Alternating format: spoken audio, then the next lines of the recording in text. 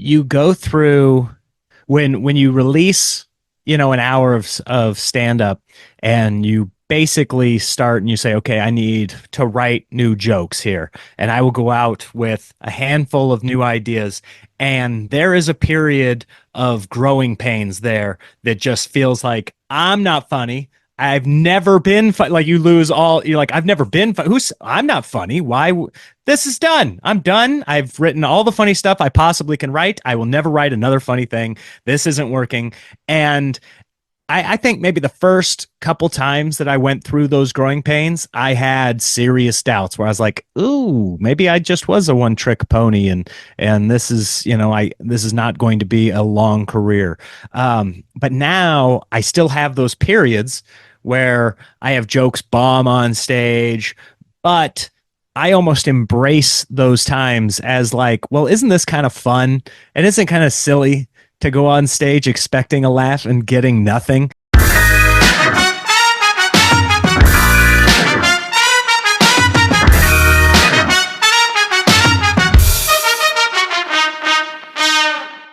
Welcome to the Funny in Failure podcast, a podcast that celebrates failure and shines the light on the emotional side of comedy, with yours truly, Michael Kahan. Nick, what a cool and upbeat guy, a real chiller. I met Nick in a writing class where we discussed comedy and our screenplays. We spoke for a while, and I knew I had to have this man on for a chat. He has a really great energy about him. You can talk to him for hours. He's clever, funny, and humble, a very impressive and all-rounded dude. I really loved getting to know a little bit about him, his story, his insights, and his positive mentality. And I think you'll love this too. Okay, let's get into it. Nick Hoff is a nationally touring stand-up comedian as well as an actor and writer who's been on MTV, co-host a weekly show on SiriusXM, and was a featured act in Netflix's Comedy Festival. His debut album, Baby Daddy, hit #1 on the iTunes comedy charts. When he's not on stage, Nick can often be seen in commercials for Miller Lite, Pepsi, and Amazon. Jeff Foxworthy and Larry the Cable Guy handpicked Nick to open for them on their critically acclaimed We've Been Thinking tour. He has headlined the Pink Ribbon Comedy Tour, which made stops in 40 cities, doing 65 shows, all raising money for breast cancer research. Nick also hosts the popular podcast Hoffcast, where he trades stories with comedians' friends and one astronaut so far. Also, his brand new comedy special has just been released. It's called America, the Final Season. You can check it out on YouTube. There's also links in the episode notes below. Nick is a hilarious guy. All of that is in the episode notes below, so check it out. So as you can imagine, we dive deep and we cover a lot. And we chat about his brand new comedy special, self-belief, thriving in your own way, bombing, fear, his magical joke book, 10 years in the making to start stand-up comedy, taking risks, sharing ideas with the right people, plus plenty more. Before we get into this epic chat, in case you aren't aware, the videos are now available on YouTube under Michael Kahan. That's Kahan with a K, unless you're listening to it already. I'll still be posting snippets of these chats on Instagram under Funny and Failure, so check them out if you want to stay in the loop for upcoming episodes, or you want to ask a guest a question. I'd also love it if you would share the podcast or share your takeaways from the chat. It really motivates me, helps the podcast grow, and ensures I can lock in amazing guests like this one. And just as a final reminder, the podcast comes out at 3:30 Melbourne, Australian time, with the full video of the podcast to be released the following day. Okay, cool. Thank you. Let's get into it. I want to know about your comedy special. I've been waiting eagerly for it on YouTube. Where is it? Yes, it's coming. It's coming on Tuesday is the final release date. So we had a problem. My editor went out of town and I had issues on the back end. And so it had to be delayed just a little bit, but it's coming out on Tuesday. So I'm super excited about that. Tuesday, what date is that? Because this might be out a little bit afterwards, but just so people... Oh, so it's probably already out then. Tuesday, August 27th is the day that it came out. And how you feel? I think you've released... Did you release the iTunes version? Oh, I'm getting confused. Yes, so the audio's out. Audio's been out for a little over a month now. and that's great. But this the video is a completely different animal, not completely different, but it's cut from the same hour. But there are a couple jokes on the video that weren't on the audio, and vice versa. So they're a little bit different. How does it feel to, are you nervous? What's the feeling? Or because you already have the audio out, it's less nervous or nerve No, wracking? anytime you're putting out a piece of art, at least for me, there are nerves involved because you want it to be received well, and comedy is stand-up comedy is such an immediate gratification beast where you tell a joke and you know instantly whether that it has any merit or not, but you put something out there and I don't get to sit there and hold hands with everybody that's watching it online or, oh, watch this next joke. There's none of that. It's just I sit there and you hope that people enjoy it. You just have to send it out in the world. It's like, sending one of your kids to college, I imagine. Just like, there you go. Go be the best that I taught you to be. So do you reckon at some level you're like secretly happy that whatever's happened with the editor, you're like, okay, that gives me a few more days to be more nervous so it doesn't come out so I don't have to deal with these feelings? Or no, I want it out. It should be out. I want it out. It should be out. But having said that, I will tinker it to death. Oh, If given the option, because there's so many things with a video that all of a sudden were outside of your control. Like when you're on stage just performing, you know, everything's live, it's happening. There's no editing time. There's no, oh, I can change this or this. But all of a sudden something's captured and you can, oh, you know what? Why is it a little dark on my face right there? Can we lighten it up so that people can see that face I just made or something like that? oh Like wow. even the coloring of it I got way too involved in. Way too involved. I should have just slapped some lipstick on the pig and sent it out. But instead, I'm like, no, this pig, who knows? We can get it on a treadmill. Maybe it won't be a pig one day. I love that. I didn't even know that you could do all of that editing. I literally have no idea when it comes to, I've had so many people talk about their comedy albums on the podcast, but I didn't even realize what is actually involved. I thought it's more like you can cut that or change that angle. If you do a second day, you can add that footage. I didn't know that you are adding lipstick and adding No, all. yeah, not actually lipstick, but No, I know, I know. so yeah, the being in there and you have all these options, and then you start questioning little things like I just took out a joke from the video because I had a buddy, Fahim Anwar, very funny stand-up comedian, who released a YouTube special a few months ago, and it got demonetized in the first day because No. he said a word that got triggered by the algorithm. And he had even had meetings with people over at YouTube saying, like, hey, what about this word? What about this joke? What about the and they said they approved everything and he uploaded it 10 days in advance. So it goes through all the checks. Everything was green lit, go. He released it, and on day one, it got dinged with a demonetization, which kills it in the algorithm. Yeah. And so I took out a joke that I like the joke. I think it's funny. It's on the album, but I just didn't want to take the chance of it getting, bumped down on YouTube, pushing it out to as many people as possible. So at the 11th hour, I mean, the edit's done. And I was like, you know what? I think we should take that one out. And so it's just about, crunching that down. But that was a last second decision. My one friend, he releases on YouTube and TikTok, and that's how he makes his money. And you put in all this time and effort. This is obviously much longer than a clip, and just for like one word or one joke, that's kind of scary. How do you feel about that? It's terrifying. It's terrifying because, yes, it's this thing that you feel great about and you're putting it out. And just, by the way, I have to keep reminding myself just because it's out there and maybe it doesn't get the reaction that I want or that I even feel is warranted, that doesn't devalue the piece itself. I have to Very keep good. reminding myself that I'm putting so much stock and mental anguish into this one release that I've been working on. And at the end of the day, it might go out and, there's something else that happens in the world that like all of a sudden takes precedence and now people aren't on YouTube that particular second that it comes out. And so it doesn't do as well. And that's all out of my control. Yeah. So at the end of the day, I think you just have to like put it out there, and if it doesn't, if it doesn't reach its audience right away, that's the nice thing about the internet is it's still there.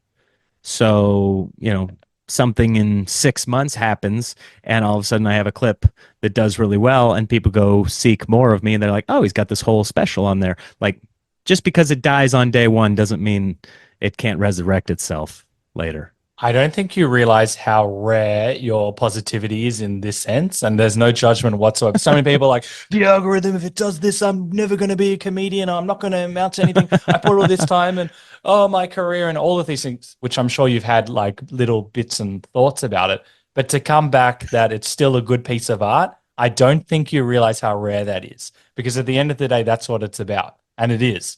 You've produced something, you put a lot of time and effort into it. You've worked, you put in, I don't know how many hours you put into it. You put it out, and there's so many things out of your control, even just with the word. But going back to, it's a good piece of work, very rare. Tell me more about it. Have you always been like this, or you had to kind of like train yourself? No, that's the lie we tell ourselves. No, you know what it is? If you watch have you ever seen a movie like 10, 15 years after it came out and you're like, wow, where was this? This is a great movie. Yeah. And then you're like, that's been there for 10 or 15 years. It's not like the movie wasn't great before you saw it. It's always been great. And so it's like, just because, it hasn't done what you foresee, if you still put out a good piece of material, then you can feel good about that. I agree. think. I think that's very important. And the movie that sprung to mind is Equilibrium, and I highly recommend it. And no one's seen it. That's with Christian. I have not seen it. What is it? I don't even know how to explain it, and I'm not going to. But it's basically when a society all decides someone's going to like shoot me, where they're all there. They're kind of like suppressed. So there's no wars. No one has emotions. They're all living life for the betterment of society. And you see how it's not quite the society that you want. It's all about efficiency. That's pretty much it. It's Equilibrium. Equilibrium with the guy that plays Batman, what's his name? Christian Bale? Christian Bale. Okay. Yeah. Oh, fuck. It's so good. So it makes you out. think. And it probably came out 20 years ago, 15 years ago. But yeah. Anyway, with the, I want everyone not only to tell me how good your comedy album is, but also to let me know in that blue picture how good Equilibrium is. We're going to put yes, watch them side by side. If you mute Equilibrium and watch my special, like in concurrence, it's like Dark Side of the Moon and Wizard of Oz. Yeah, exactly. I'm sure it perfectly lines up. It's actually sync to the comedy as well. You'll be surprised. Yeah, and the ability to know that you've produced good material. Often when you start out in stand-up, and you have a very unique start in the sense, and we'll talk about it in a sec, the ability to say you've actually got something good. Have you always been like that? Like, that you put in, because you've been doing this for what, like 15, no, more than 15 years. Yeah, more than 15. Yeah, it's been 18 years. Oh, nice. So the ability to know that you've got good material, that's hard. That's a hard journey for a comedian. Oh, it's okay. Or it's got work to do, but you're pretty confident and you actually know it's good. And you've seen that it's good because you've been performing it for a while. There are two things that are not ugly, but unfortunate, I guess. And one is for the person that's no good to be cocky. That's terrible. We've all seen that person that doesn't realize they're singing out of key, and you're just like, oh, this is bad. This is bad. The Corey Feldman trying to play guitar right now or something like that. Oh, yeah. We've seen those videos. The other thing that is unfortunate for me was like trying to figure out how to say this without sounding like a real ass. I've been the guy that believes in himself, I think, my whole career. I don't think you'd get up on stage if you didn't believe in yourself at least a little bit. Yeah, even if you've got thin skin, you got to get up there a little bit. You got to, and a little bit of it is what do they call it when you don't know the trouble you're in, or what do they call that? The trouble that you're in, but I get what you're saying. Yeah. Blind ignorance. Yeah. Yeah. You got a little bit of that, but I've also had unfortunate situations with false modesty where people say, "Oh, what about this? Can you do this?" I'm like, "I'm okay." And then the opportunity passes you by, and you're like, "Well, if I'd have just been honest and said, you know what, I'm pretty good at that," that opportunity may have been presented right at that moment. And it's kind of silly to spend all this time working on something and trying hard, and then just shoving, sweeping it under a rug like, "Oh, that's nothing." It's like, I no, agree. you worked on this. It's hard. If you believe in it and you're good, like, show it to people and be excited about it. If you're not excited about it, who's going to get excited about it? I agree, and you have to be your own advocate. In Australia, and I'm sure in America and to some degrees, we have a thing called tall poppy syndrome, where Tall poppy? tall poppy syndrome. And Okay. it's basically where you don't want to be like too big. And so, are you a good comedian? Yeah, I'm okay. And if you say you're good, you kind of get shunned here. And so it Yeah. doesn't really allow you, even though you know it's good, but you feel you have to say it's not good. And I don't think that, if you're a humble guy after speaking to you and listening to all your interviews, you're a humble guy. But the ability to say, you know what, it's actually pretty good is actually so hard for so many people. And it's not like Hmm. delusional or anything. You put in a serious amount of time and effort. But in Australia, if it depends on circles and I'm stereotyping. Sure. You Yeah. say like I'm really good at this, people will be like, what an asshole. That's kind of like the mentality here. And I hate it. And I had a Australian comedian who talked about how that really impacted him in his career here. Whereas when he went to America and he's like buddies with Adam Sandler and that crew, and he would always be like, it's okay. And like, you can't do that in America. You need to be confident. You need to be your own advocate. And so I think it's a really important thing that you're talking about as well. And I like that you acknowledge that it's good because, as I said, it's quite rare. Why you've put in all this work? Why sweep it under the rug? You're a Right. Oh, I love that. And so the tall poppy would be if somebody was saying they were good. Yeah, It'd be considered having tall poppy syndrome. yeah. Oh, interesting. I Interesting. know. You have it at schools. If like, oh, I'm a good basketball player, then everyone would like tease you. So you go into your shell. You're not really allowed to, even though people do. You're not really allowed to say it out loud and thrive, and it hinders people. Whereas American culture, from what I realized, they're a bit better. Actually, they're a lot better, but there's still levels. We all know that arsehole, I'm the best comedian in the world, and you're like, Yes. I'm Yeah. not. You don't want to be that. You Yeah, don't want to be the tallest poppy. yeah. It's You want to be okay to like be an medium, above average height. second, maybe. Yeah, yeah. Exactly. And so with the modesty side, you mentioned before how you're like, yeah, it's okay. When did you kind of realize that you didn't need to quite be like that? Because sometimes you miss out on opportunities. If you're like, yeah, it's okay, and they're like, okay, I'm not going to work with this guy. Right. Yeah. I was out to lunch with a friend who who had a show he was working on, and he had some like ability to cast certain people for acting roles. And he was my friend before that came about, but he was asking me if I was, if I was a good actor. And, I grew up in the theater. My mom was an actress in community theater and stuff like that, little Oh, plays. nice. And I did well out here, commercial acting, things like that. So I felt pretty confident about it, but I was like, I'm not great. And then, not that he would have said, "Hey, why don't you come audition for this part?" But that has never come up with him, and we're still friends to this day. But like, I'm kind of going, had I said, "Yeah, I've done this and this and this," maybe, who knows? I agree. And you also like putting it out there. Can you tell him like, no, I am a good actor and have that conversation? Because I know like I had Billy West on the podcast and he does like all the voices for Futurama. And he said, can you Uh-huh. do voices? And I've never done anything voice acting, but I do practice voices. I'm probably like Z grade, but I didn't have the confidence to say, you know what, I can do some voices. And actually he said, do them. And I didn't have the confidence to do that. And who knows? Not that he would have said work for Futurama or anything would have come from it, but I know that I can do some voices and I did it. And I feel like I kind of rejected an opportunity to the universe in that sense.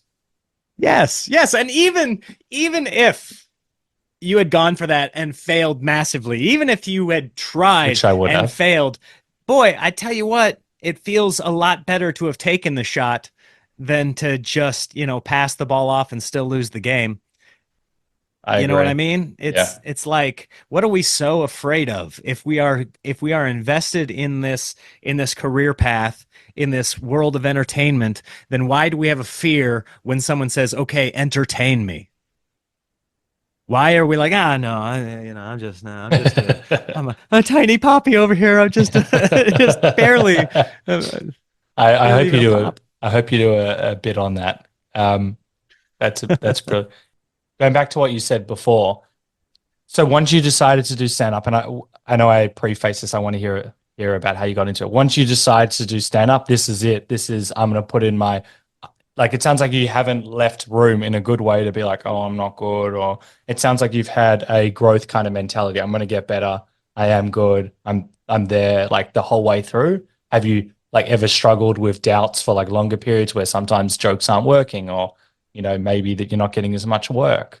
You go through when you release, an hour of stand up and you basically start and you say, okay, I need to write new jokes here, and I will go out with a handful of new ideas, and there is a period of growing pains there that just feels like I'm not funny. I've never been like you lose all you're like I've never been who's I'm not funny.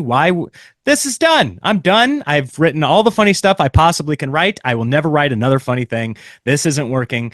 And I think maybe the first couple times that I went through those growing pains, I had serious doubts where I was like, "Ooh, maybe I just was a one trick pony, and this is, this is not going to be a long career."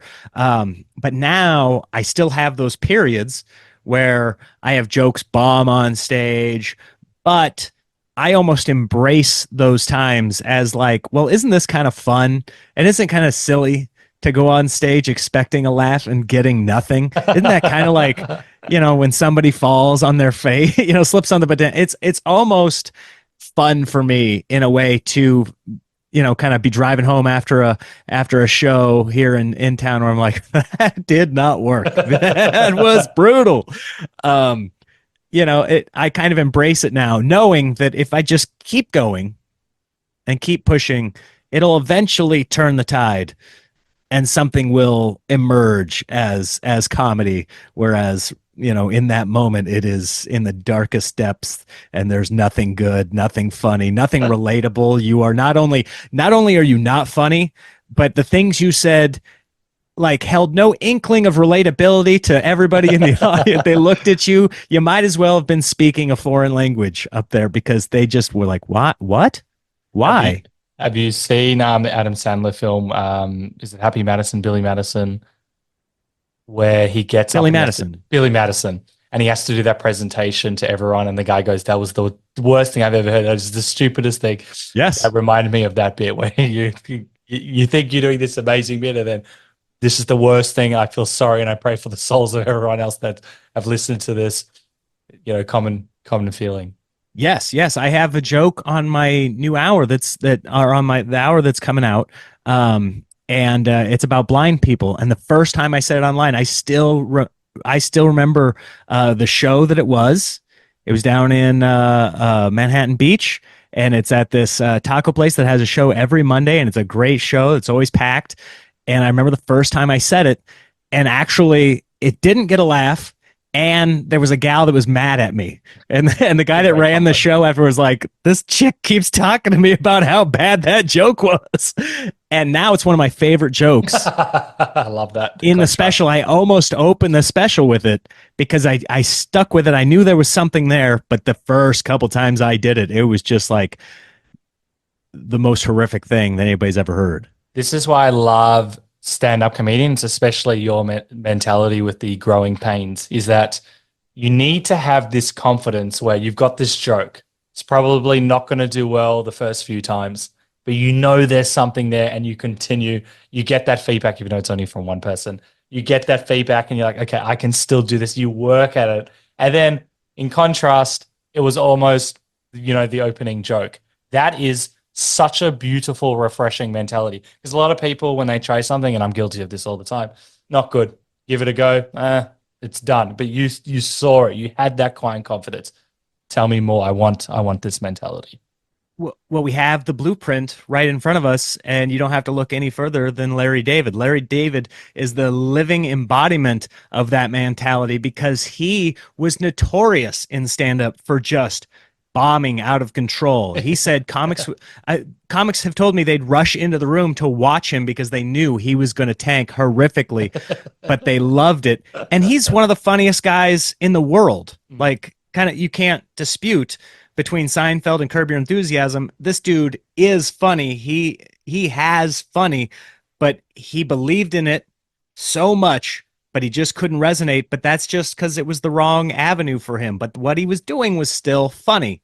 And so, just because you're, trying to drive, an F-16 fighter jet down a city street doesn't mean it's not a good vehicle. It just wasn't meant for that place. It's really interesting you bring that up because I wanted to do stand up and I realized the way that I construct a joke is much better in a screenplay writing Mm-hmm. environment. So, I did improv, I tried stand up, I didn't give it enough of a go. And I thought that I was almost a failure in that sense because I've got all these ideas, I've got pages worth of notes, but I realized I just needed to shift the avenue. And it's very Yeah. interesting with Larry David as well, which I assume you're talking about. He may have not been brilliant in one area, but he could still kind of use that brain and still use that brain and mindset and go into writing as well. It's very important because even a lady I had on the podcast, Ricky Lindholm, Caitlin Cook as well. They do musical comedy, but they also were doing stand up, or more Caitlin Cook, and then realized, still good at stand up, but I'm actually much better in my niche doing musical comedy. And I think it's a great reminder that you can thrive in your own way. We don't need to fit in one way. Yeah. Yeah, that's my. Absolutely. You're absolutely right. You're absolutely right. And I don't know that I would have come to that realization if it weren't for people like Larry David or those guys that I forget who it was. I'm trying to think of who the comedian was that was talking about it might have been Chris Rock who was talking about going and watching another comedian on stage one night, and he goes, "Man, this guy really, he's so much funnier than me. Like, I can't." And then he just realized this guy's just doing it a different way. It's not better than my way.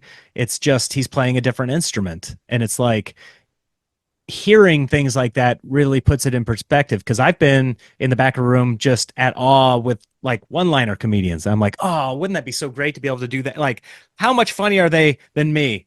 And Mm, they're doing this and this, and then you go, no, and it's just a different thing. I can't do that, but they can't do the thing that I'm doing. And so it's not that one's, some people are better than other people. I'm yeah, not going to say they're not. Some people are better at comedy than me. There's like three or four of them, I think. one maybe And two. I mean, I, I was trying to be generous, yeah, we don't want to get too high as that tall poppy syndrome. but But yeah, no, not too tall. But if you don't see people like Chris Rock talking about those things, then you can let your mind spin out of control and get into that negative headspace, which is not, I don't think that's good for anybody to be in that. You don't want to be around negative people and you don't want to I be around agree. yourself if you're negative. Oh, I have written down about 50 questions, but I want to hear Okay. actually, like, even you, I heard you on another podcast, you saw Robin Williams perform. And I know I want to Hmm. hear about your style on the Switch, and you saw him absolutely bomb.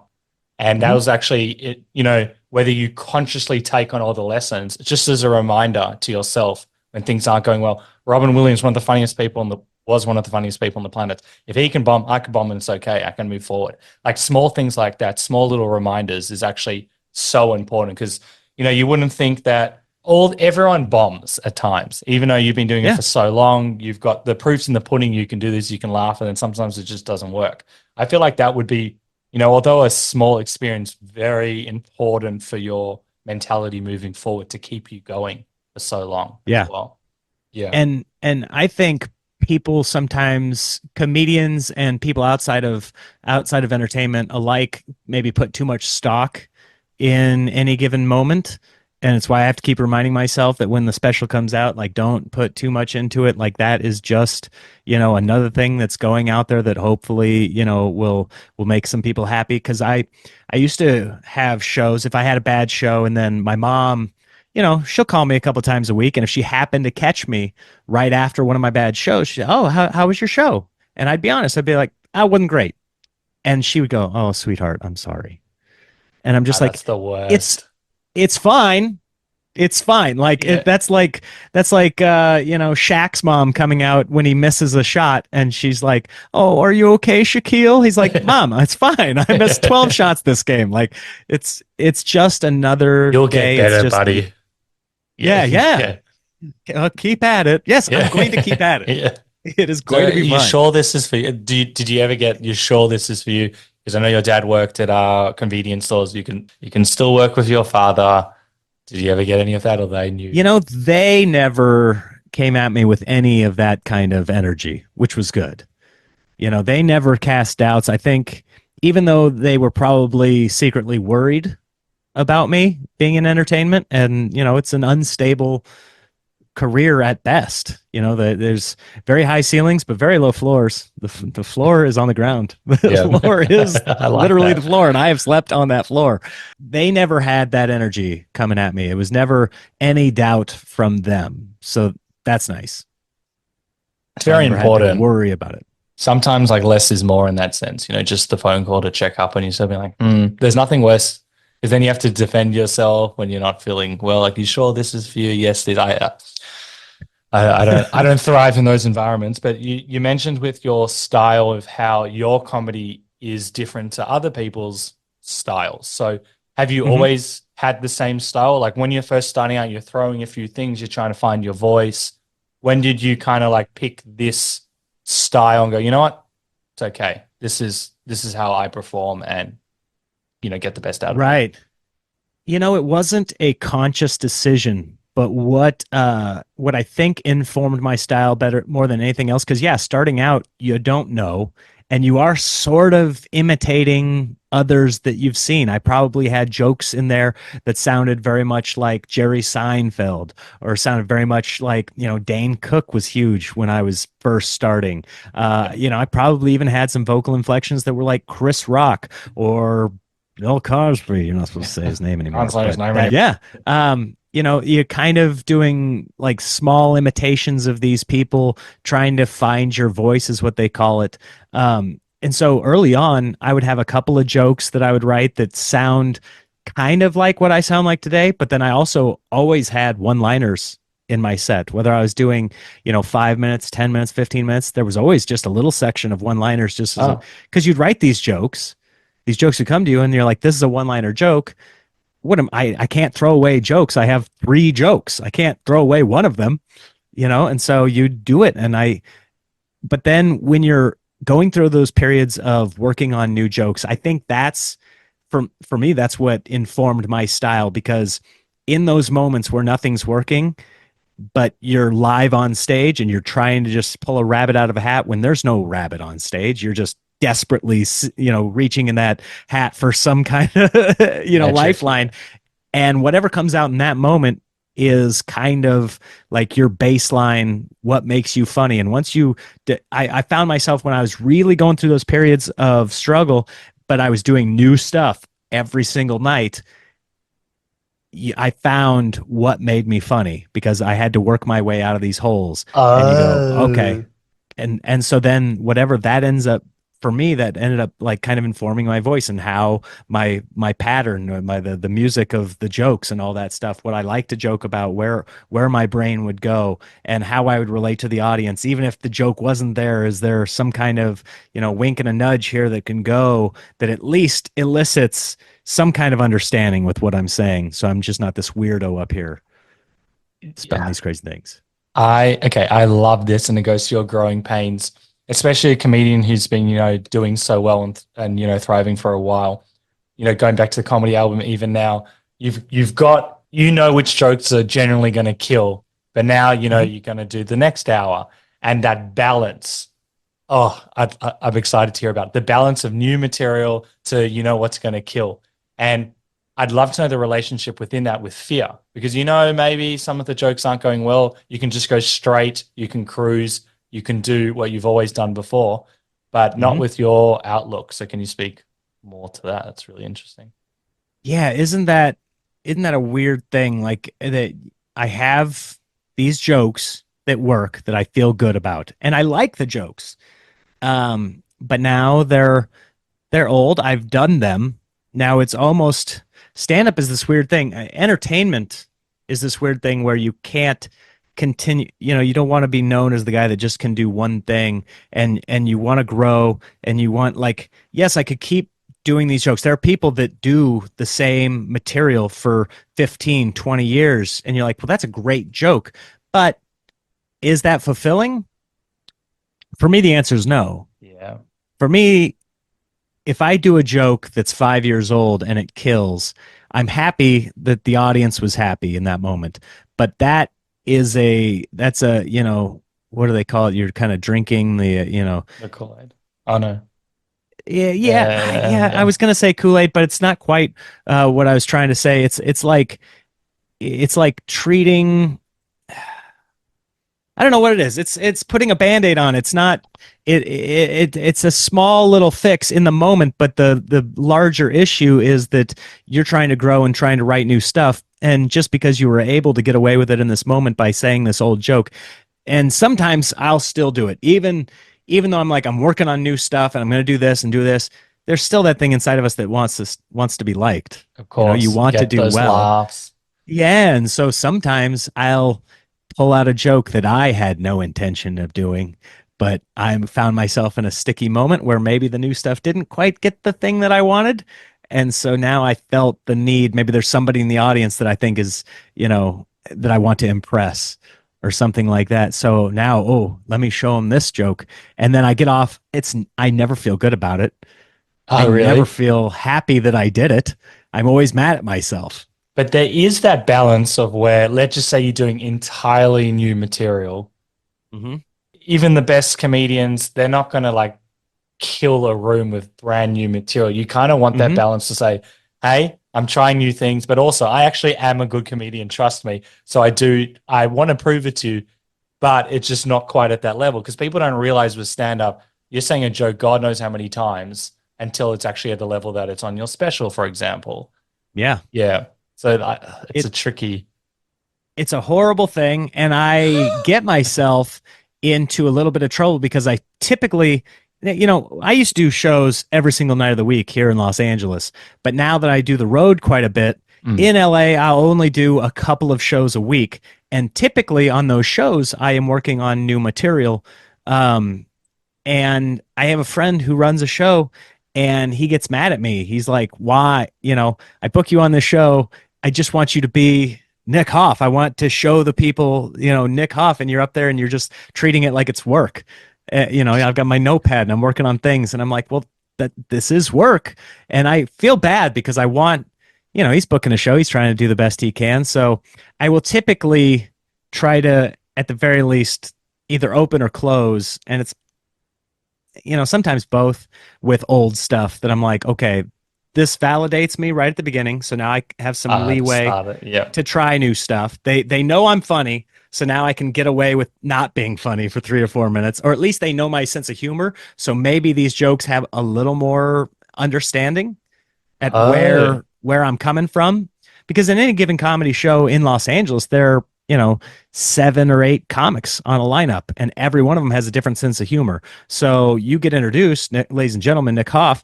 Nobody knows who I am in that room probably. And so they don't know why I'm funny.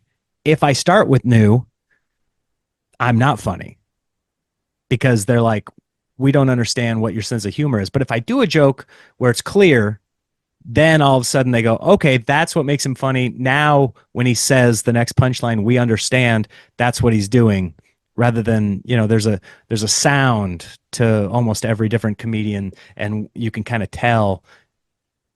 I mean, like Seinfeld's the most obvious one. When his voice goes up, that's the punchline, right? Yeah. And almost he could say something nonsensical and people would laugh because his voice went up.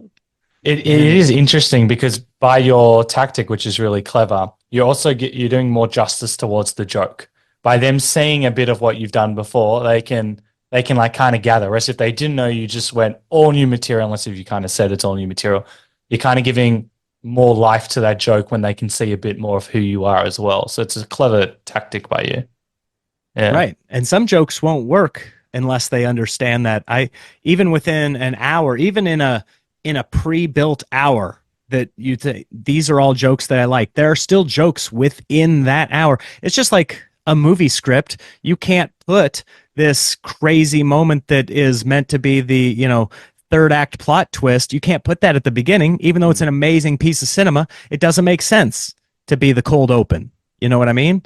So Yeah. it's like about the placement of things that actually can sometimes make them work. And I found that I couldn't do uh anti-relationship jokes.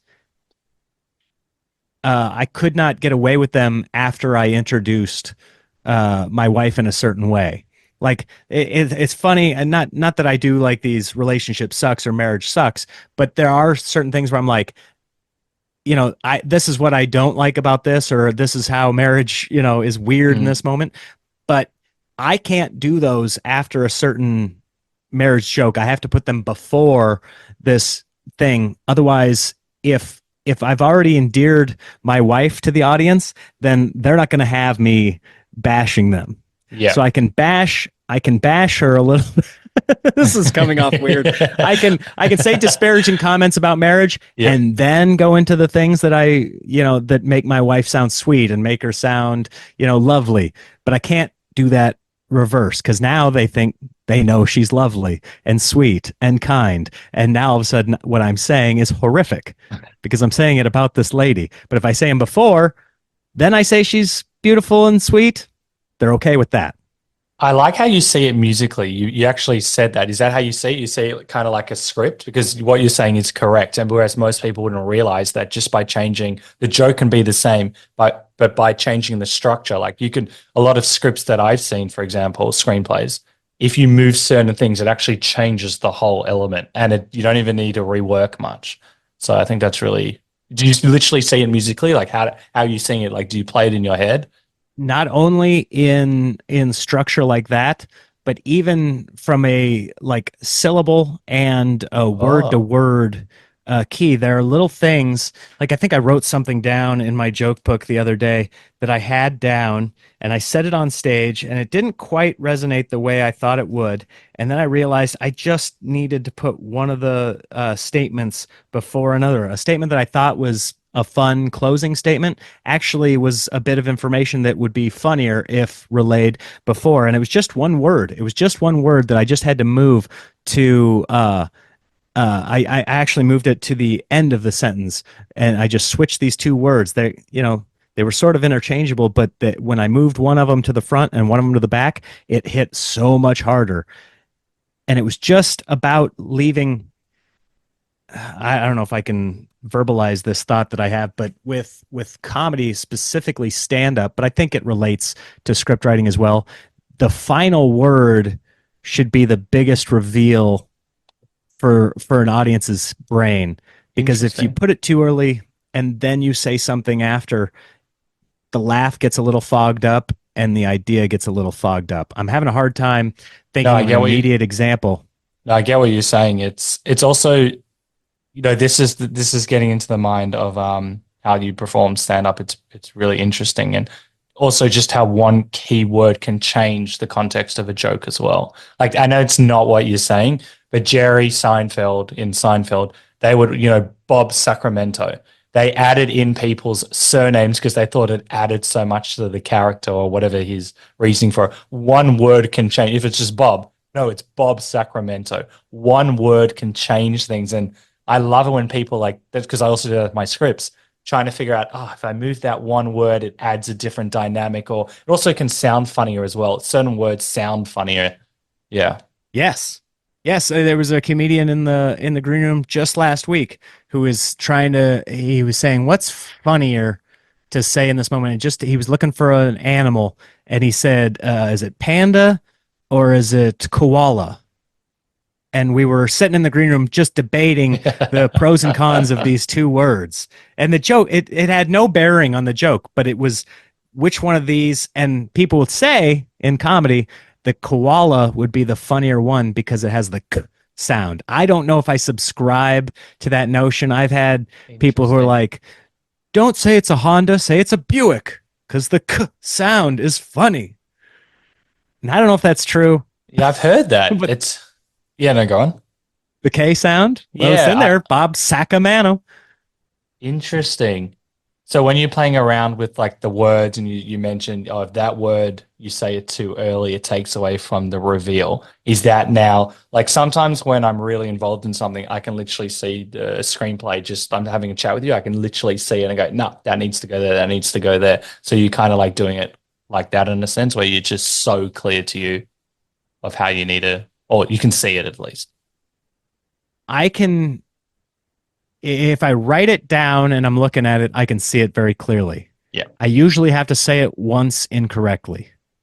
Oh, that's Usually pretty when good.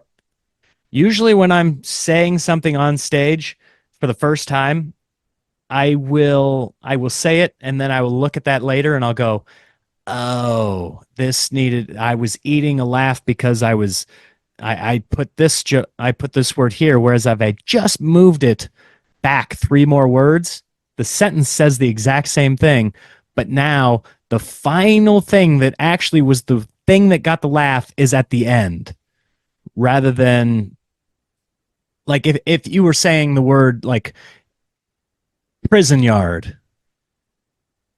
Prison is probably your laugh word. That's probably the laugh trigger. Yep. Yard is inconsequential.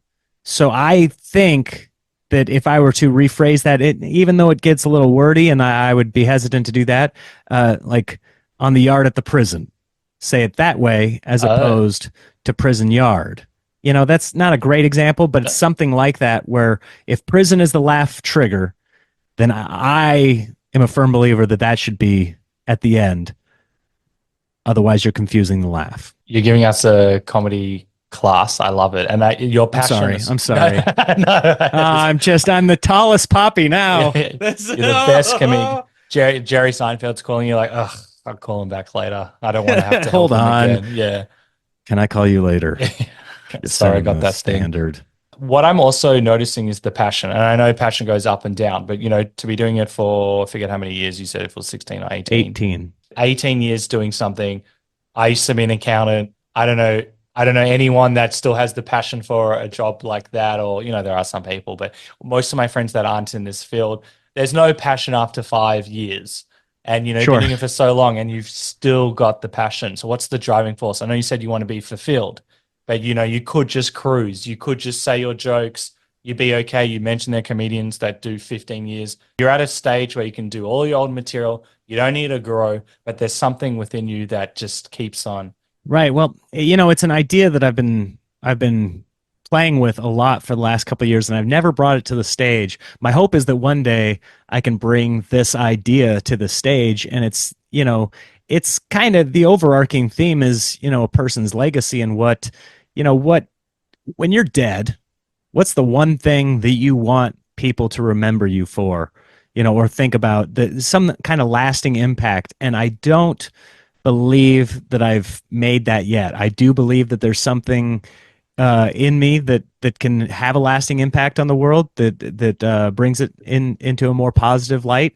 But I don't feel that I've done it yet. So it's that pursuit of finding that thing that really strikes that chord with society that just is like, now this is undeniable and it's made the world a better place. And this guy was great at what he did. I don't think you realize how rare that is. I have similar mentality, and I think it makes everything a lot easier. And I know it sounds wanky. I just don't have a better word for it. But when you kind of like giving love to the world in a sense, and I know I'm cringing as I said that, but your positive impact to the world. I think that what I've noticed from speaking, like the greats, they kind of have a mentality along those lines of like, it's not about you in that sense, but you want to give in a more positive light. And I think that's a very unique mindset because if you shift it, I just want to be the best, all about me. And I'm not talking necessarily about service or any of that stuff, but you are providing something, but also with the attitude to help in some regard.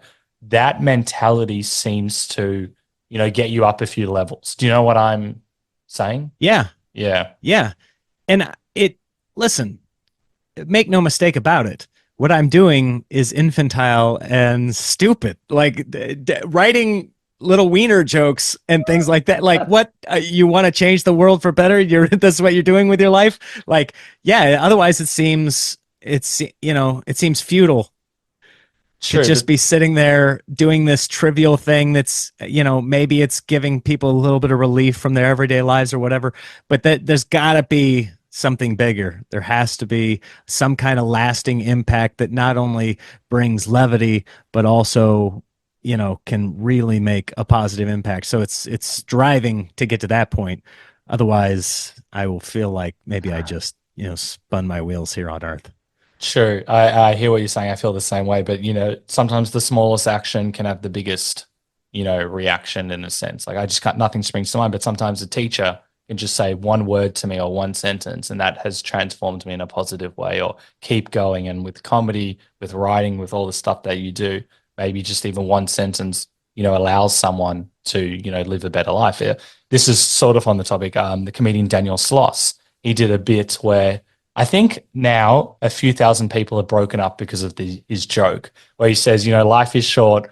Essentially, it's much better. And I'm not going to try and make it funny, but why are you with your partner? Like, do you actually like her? Are you with her because you think you have to be, or vice versa? And he does this whole bit, and people email him and say, I broke up because of your joke. And people are like, he's so awful. It's so horrible. I see that as a gift. If you can break up because of a joke, you're not meant to be with that person. It's a joke. Mm-hmm.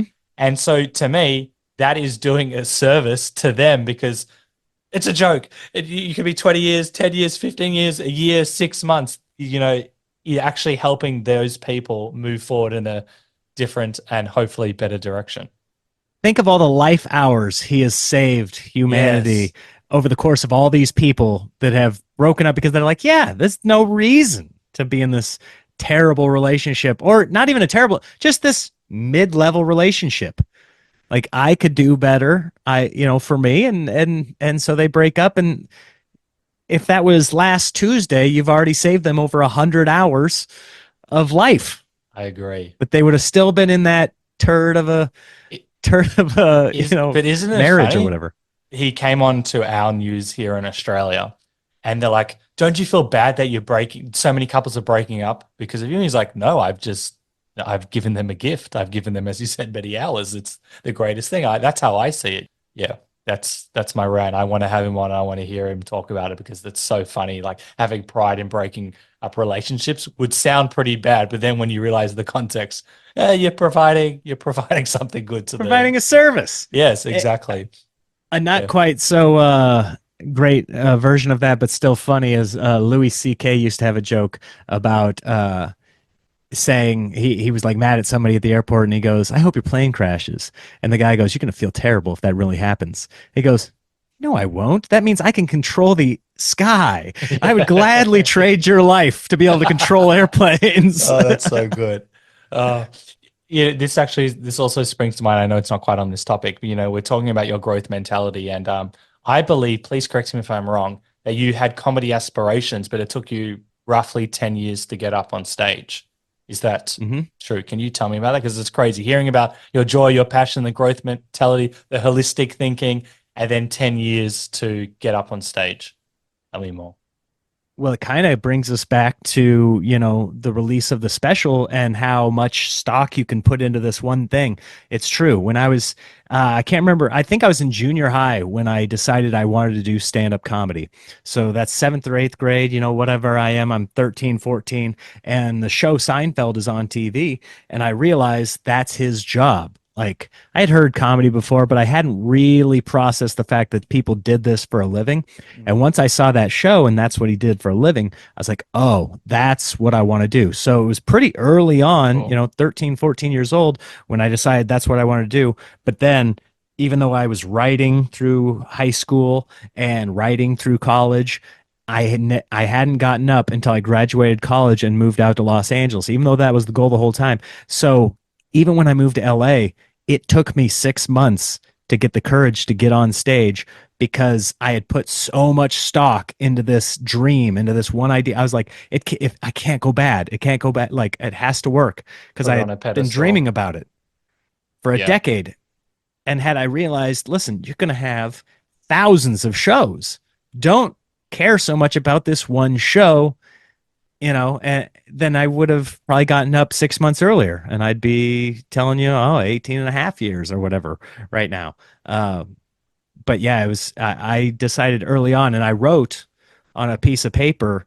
My friend Jeff Moores was really into writing down your goals. He had heard something like a person that writes down their goals is 90% more likely to achieve it, or whatever the statistic was. So I Wow. went home and I wrote in a notebook, I'm going to be a stand-up comedian. I wrote it in bubble letters because I thought that looked pretty cool.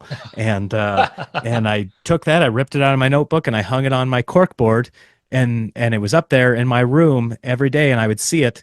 And I started hanging pictures of all the people I thought were funny alongside of it. And I guess it's something as goofy as a collage is what it ended up being. Yeah. Yeah, it was all these like magazine cutouts. The internet was barely there, so you couldn't print out pictures. But like I was cutting out all these people I thought were funny, stand-up comedians, comedic actors, and I putting them up next to this thing that said I'm going to be a stand-up comedian.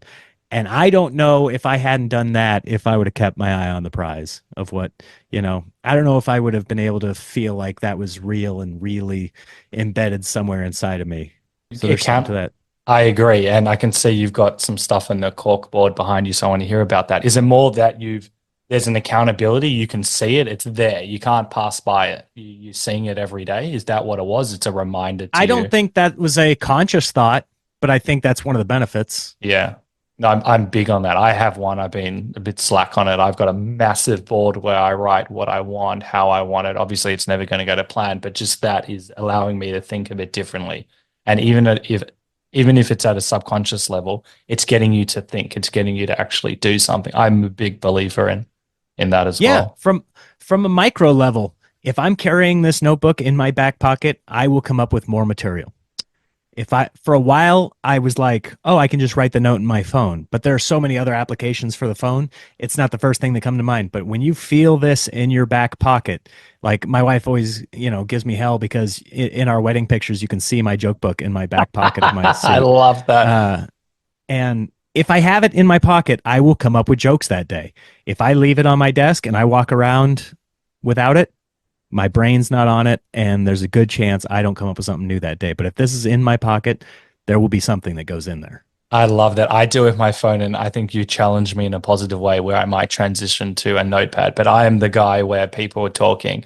Maybe I programmed a bit differently, but I will literally, people will be speaking like, what did you just say? Okay, what did you say? Okay, could you, or my friends know. Or if I just stick my hand out, shh, I'm writing what you Yep. said. Because in one of my scripts, I'm literally picking the worst parts of like friends and family and merging them into other characters. And yeah, Yes, draw from it. A lot of people come up to me after a show and be like, "Oh, I want to do it, but I don't know how." I'm like, just start writing down the funny things that, like, everybody knows funny things, but the difference is I write them down and I frame them. so in Most the people don't. back, I think I also have like I wouldn't say a dream journal, but I write down my dreams, and sometimes you can see patterns. I know that's a bit, Okay, and you like I like it. sometimes like nightmares, like because you don't remember them, like, oh, I'm having this dream. What does that symbolize? I know that gets into a bit of other territory, but you genuinely will notice a pattern, but you'll never remember your dreams otherwise. So I force myself because you're like, I'll remember that. It's even with a joke when I'll remember that, and you never do. As soon as you go back to bed, I reckon we got billions of ideas that are untapped because we were like, oh, Yep. I'll do it later. But anyway, you're bored. So these goals, I can't tell what's on it, but it looks like paragraphs of stuff. Yes. So up there is a little bit of a pipe dream. What this is, well, one of them's a to-do list. Yep. I also have a to-do list here. Sometimes Sarah, my wife, will be like, "Why do you have two to-do lists?" And at the bottom of one it says "See list two." There's just so much Yeah. going on. Yep. But the bulk of this is a screenplay that I'm writing with a buddy of mine, and it's not a comedy; it's a western. And so these are scenes Oh, from a movie, which is not my forte. Uh, this guy came to me and said, I want to write a movie with you.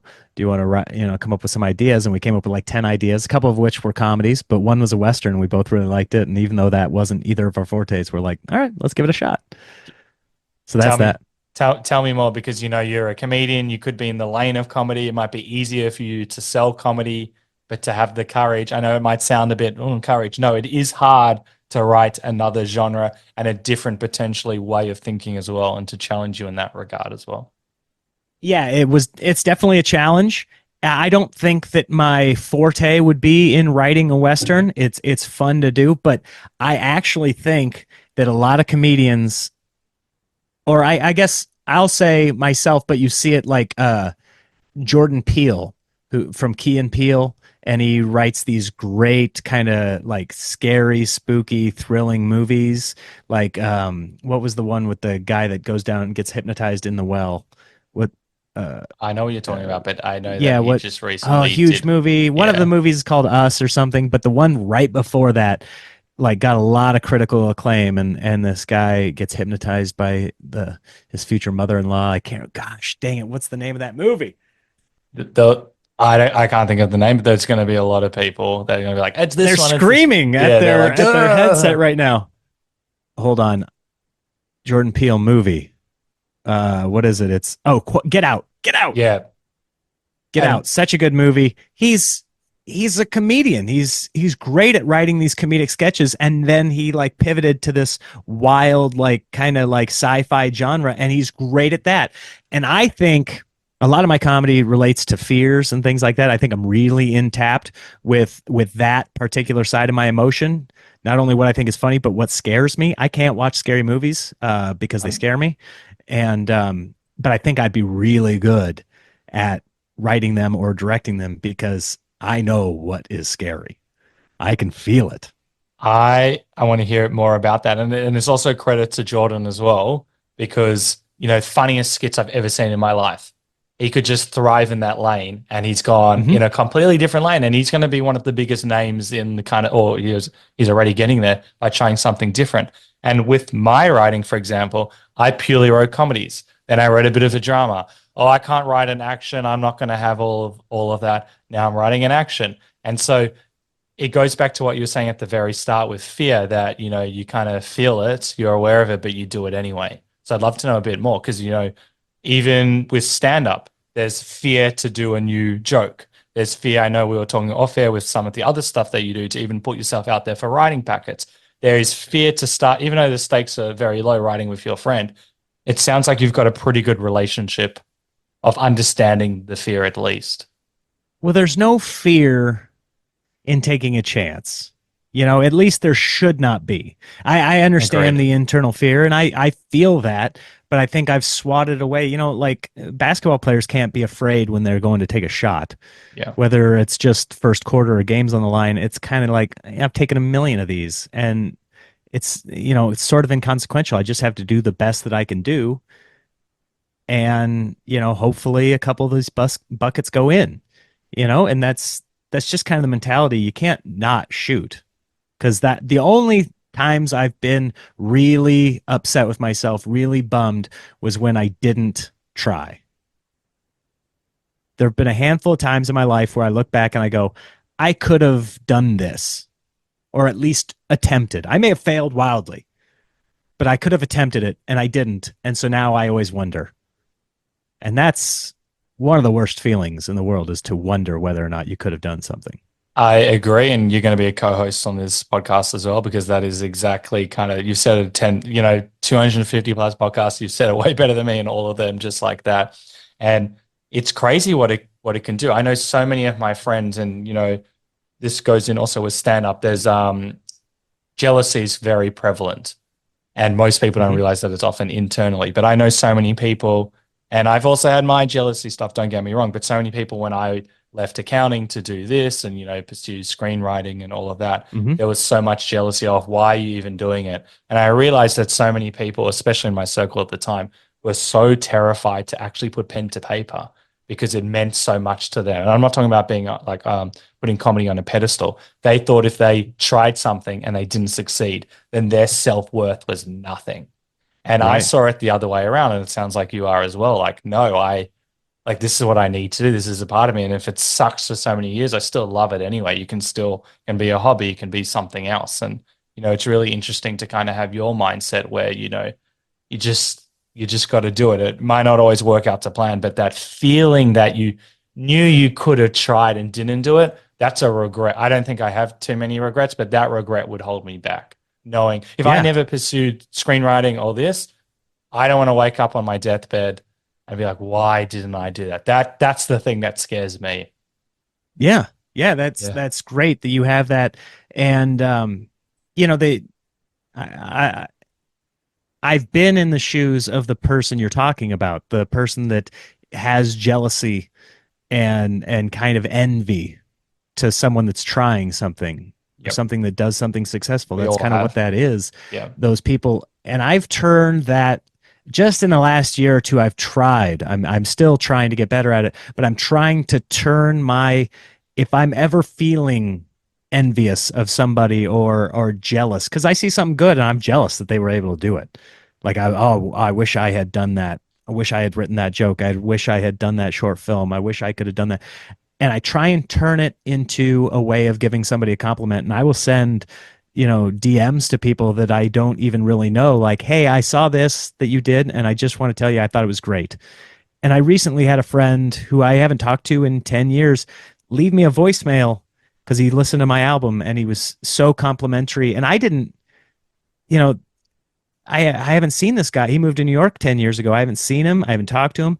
Just hearing that like boosted me so much, like in the darkness of any seedling of like, was this good? I feel it's good, but what will people think? Just Nice. hearing one person validate. So I've tried to be that for people. Like even if I don't know them, I will try and send them a note like, "Hey, great job with this." And that takes my jealousy away and turns it into some kind of positivity.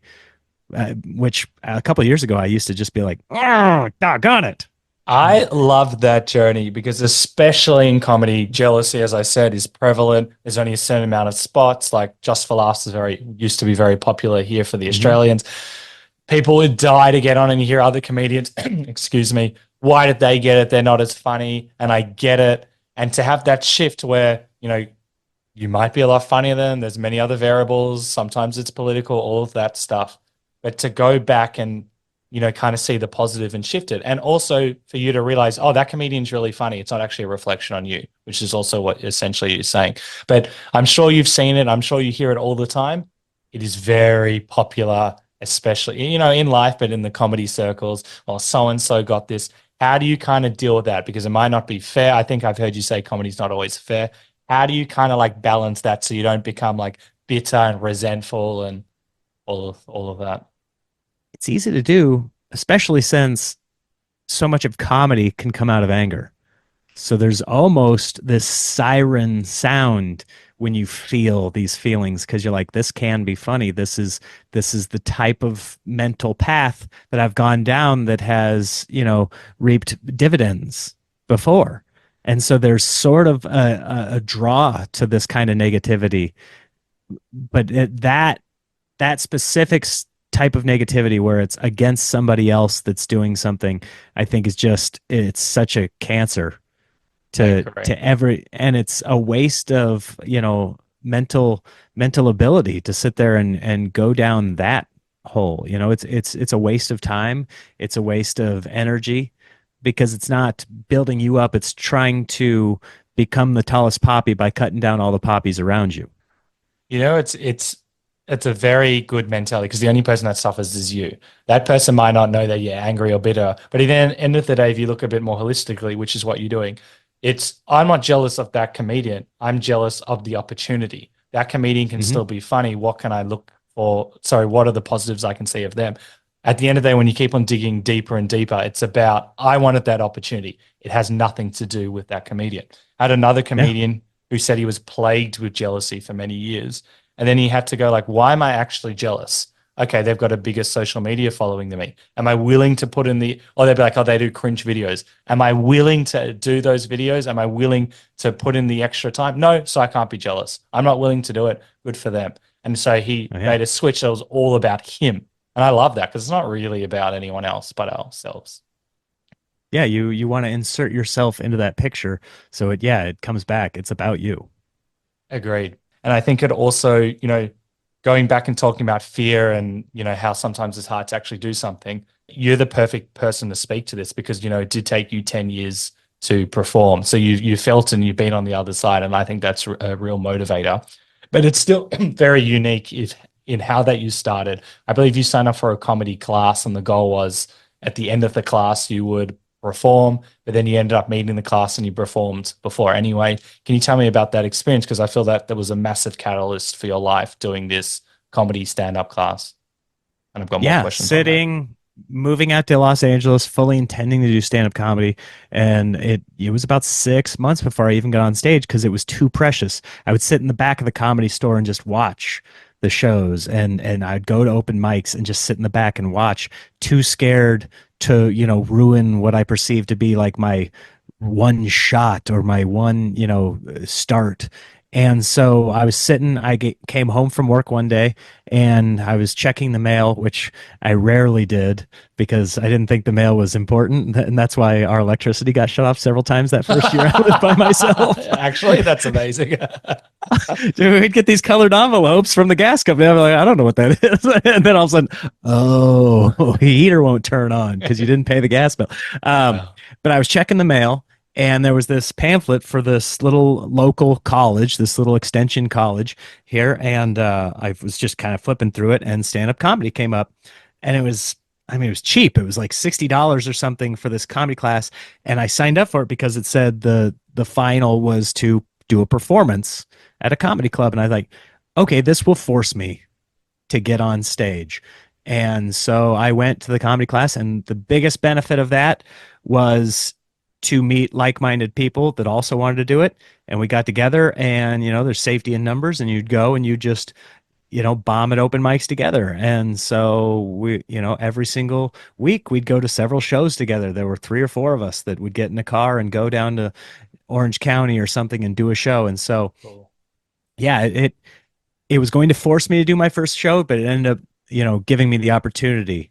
And so, yeah, that was fantastic. I might still be sitting in the back of comedy clubs waiting to take my shot if I hadn't signed up for that. It's such a good story, and also good that you surrounding yourself with like-minded people as well. Often when we have these big dreams and goals, especially when we're starting out, we don't really, sometimes we need someone to hold our hands a little bit as well and to Yeah. meet those people. And we'll have to talk about this another time. But you ended up, as you implied, ended up touring kind of with, I think, 3 or 4 of them after the class. What did you kind of like gain from that experience? So yes, I did go on a tour with some people that weren't in that comedy class, but Oh, that I started doing shows with very early on. And yeah, that was just kind of, none of us were independently big enough or had enough jokes to go on the road alone, but we just all paired up together and said, listen, we can roll together, and whether we fail or whether we succeed, we're just going down together. So that was, or going up together, whatever it ended up being. So yeah, we went on tour 2 straight years, and oh wow. that was a blast. Not 2 full years together, but my daughter's walking in here. What's up, May? Hello. Oh, she can't hear me. Do you want to say hi? This is Michael. This is May. She can't hear you, but can you say hi? Hi. Do you Hello. know where he is right now? He's in Australia. You got to be kidding me. Tell her one day her dad will be touring here. I'll be doing Australia. You want listen? Say One, hi. have you heard my accent before? Does it sound different? Did you hear him? All right. Tell mom I'll just be a few more minutes. Okay. Time for dinner. Okay. Oh, okay. I'll wrap it up very quickly. She's very cute. What were we saying? And then that experience, like when I did, for example, when I did improv, stakes low, when I would fuck up, fail, I'm with people that didn't care. They're like, oh, I like that bit. Focus on the positive. And so that really Yeah. built me up for more confidence in kind of the space as well. And it was a lot of fun because they don't care. They might maybe make a joke, but they don't actually care. And it gave you, as you said, safety in numbers. It gave you a platform to succeed and, real catalyst for where you kind of are now as well. Yeah. By the way, you are a tremendous confidence builder. Like, you're just so positive, and you'd be a great head writer in a room, because it's like nobody would be afraid to, all the positivity you're giving me. Half the time I'm up here, I'm like, I don't know if what I'm saying makes sense, and you're like, that is great. And this, and like, you have what like Brent Forrester has, in that you're a good yes and positivity, taking the nuggets out, weeding, pruning out the garbage. You're fantastic at that. Thank you. I appreciate it. I had to learn. I used to be a no, but. So I learned that actually from improv. But I appreciate it because that's actually what I'm trying to build. I want to be a head writer. And we met in Brent Forrester's writing class, and he's was one of the main guys in the office as a co-showrunner. He's also been on the Hmm. podcast. And I've read a lot of scripts from the course, and I realized I was also once where they were. And instead of saying this sucks, this Hmm. sucks, this sucks, this is so interesting. Have you looked at it this way? And I always give way too much notes. I need to stop. I spend many hours when I'm giving people writing advice, but it helps me. And so I realized that instead of me putting, because I don't think I was great. I don't know where I was, but it was a nice shift to improv. And I realized that first of all, this is who I am now. I'm not putting it on, but I realized by doing that, you feel better. It creates a better environment. I can't put it to words, but it's a better way of being, I guess, from before potentially where I Yeah. was. I have people that I will call when I have an idea for a joke that I will kind of just call them to talk through it so that I can understand what it is. And there are people that I'm really great friends with that aren't on that list of people that I will call, even if I think they're funny.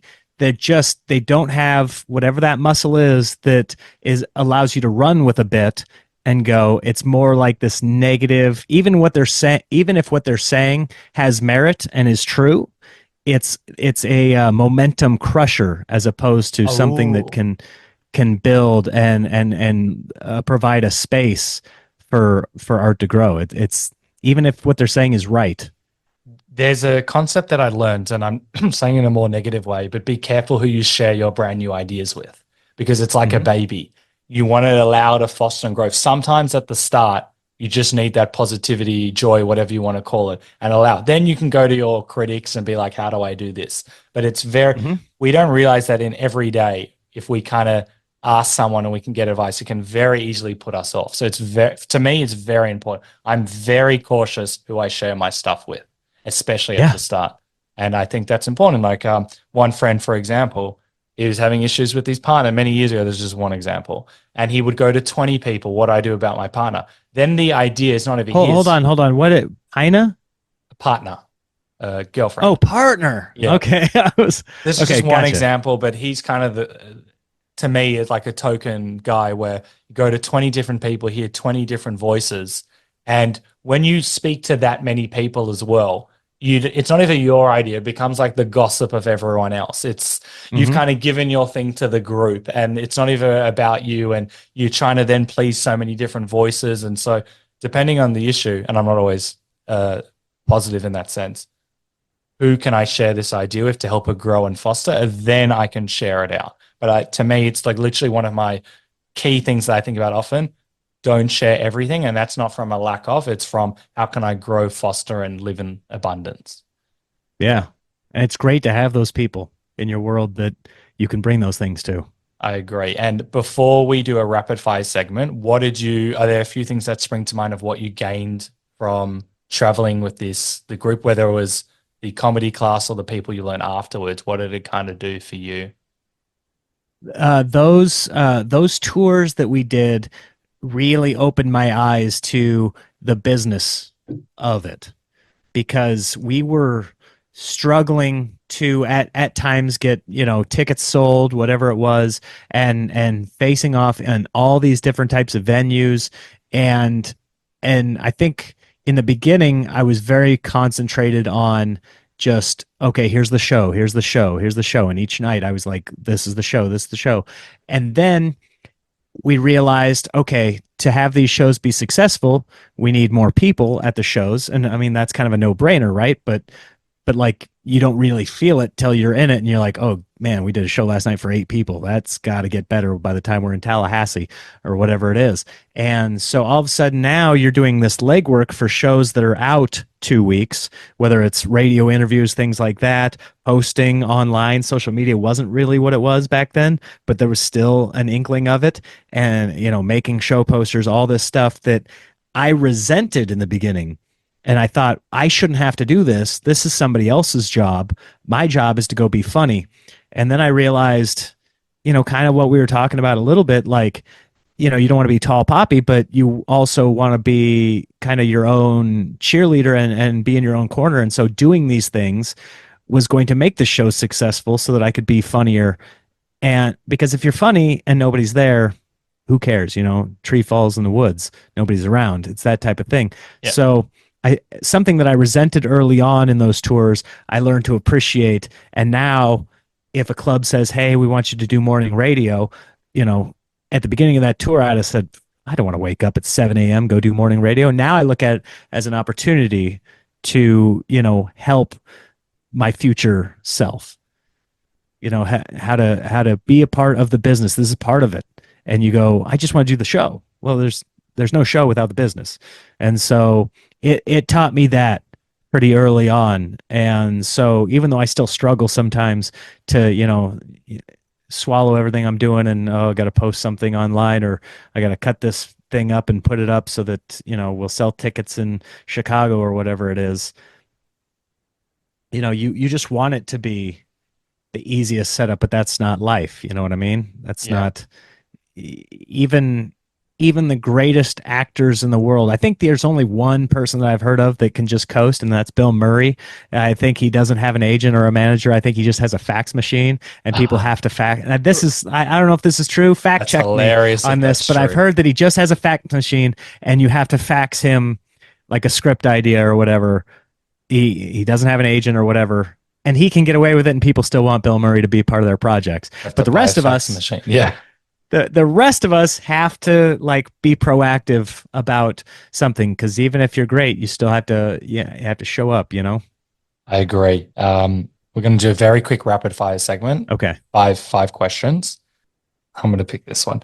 What was the best? I believe you worked for a magazine where you would bag celebrity outfits. What was the best part of working in that job?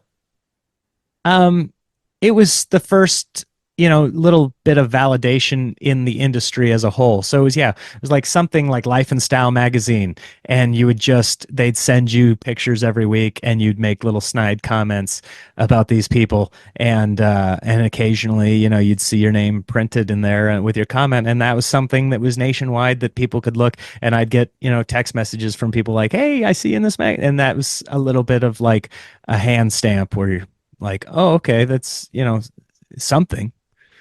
Even though it wasn't my forte or something that I really wanted to do, it was like, okay, there are things that I can do in this industry, and they can get out there on a national scale. I'm not going to comment on them, but I like them. And I know this is very loaded, but the first thing that springs to mind, what did Larry the Cable Guy and Jeff Foxworthy do for your career? And is there any takeaways you got from that experience that you still hold on to now? Oh, I mean, I learned so much touring with those guys. And yeah, they helped my career immensely because they've given me a platform. Larry still produces my albums whenever I want to put something together. He produces it and puts it out. Through their Sirius XM channel, I'm on there a lot. And I got to do these giant stages, these arenas and theaters that, most comics don't even get to sniff those places. I'm trying to think of one thing that I took away. There are so many little things that added up. One of the more interesting things. So this isn't something I get to that I get to put into practice all the time. But Foxworthy told me this because I was performing on a stage that was in the round. So it was the first time where the audience is 360 around you. The stage is in the middle of the room, and you have audience all the way around you. And it was the first time I performed on one of those stages. And what Jeff said to me was, he said these two things. He said, first of all, never tell a setup to one side and then turn your back and tell the punchline to the other side, because the other side's half listening because your back's to them. And if you all of a sudden turn, then you're not giving the gravy to the group that was with you that whole time. And so there was that. And then he said, to make sure that you're not, because we all have performers have kind of our biases, and all of a sudden you'd like, oh, I'm facing this way a little more than this way. And he said, just create a box on the stage. Even though it's a circle, create a box and just walk that box. So that way you're giving equal face time to the different audiences. And even though that's something that is only, that particular advice only has been the one time that I was in the round like that, But those types of thoughts I've brought to other tables with me where I'm like, what can I do that ordinarily I wouldn't have thought about in this situation, whether it's writing for something or even something as simple as sending an email, a cold email to somebody that I'm trying to get on their radar. Like, what's something that I would not necessarily think that maybe is a detail I should pay attention to or that would give me a leg up? What's one little thing that I can do that will all of a sudden, you know, turn that switch where it's this would have failed normally, but now all of a sudden it's going to succeed? That's very interesting. What's your special ingredient to work all these years? Special ingredient? Yeah. I just think everything's funny. I think there are so many reasons to get down, so many reasons to have negativity or feel bad about something or just feel a general malaise about the world. But I think, you know, everything's a little ridiculous. Everything's pretty stupid. So if we can laugh about it, that, helps you get through the day and helps you do whatever you want. We're all just people. You look at anybody that's had any success, and that's just a human being. Elon Musk is just he's smarter than us in some ways. He's dumber than us in other ways. He's just a human, though. Like, we are all. So it kind of just goes back to, you might as well do it, because who cares if you look stupid? We're stupid anyway. I love that. That kind of was answers the other question. So the last question before I ask how people should follow you and keep up to date with you and watch the comedy special, what is the one question I should have asked you? I like Well, that that's going back. and I just click off the Zoom. Yeah. Just click. Well, I'm gone. yeah. The one thing that you should have asked me, Yep. cut for time. Don't worry, I will. I don't know. You've done a really good job. I'm trying to think if there's any more golden eggs that I. I might not be able to carry them all after this. You're too nice. It sounded too funnier in nice, my you're head. I don't know what the one thing is that I think. Be anything that springs to mind. No, it could be small, it could be big. I don't know what the one thing is that you should have asked me, but I will tell you one of my biggest shortcomings that I'm trying to get better at. And you saw it right off the bat. We had to delay this podcast because I had procrastinated on a writing assignment. And that is one of my biggest Achilles heels. And so I am actively trying, and if you have any suggestions, I'm actively trying to get better at that and really try and work on, because I have a lot of confidence and I feel good about my abilities, but it's so often I get in my own way. And I don't know the secret sauce to getting over that, and it's something I'm working through. And I sometimes I'm good, sometimes I'm bad. More often than not, I'm not good. More often than not, I'm late to the meeting, I'm late to the party, whatever it is.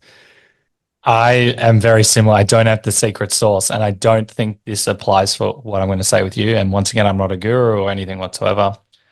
Sometimes, and I'm nothing with what you're saying, sometimes procrastination is fear, but in a different way. Not fear you can't do it, it's fear of potentially an outcome.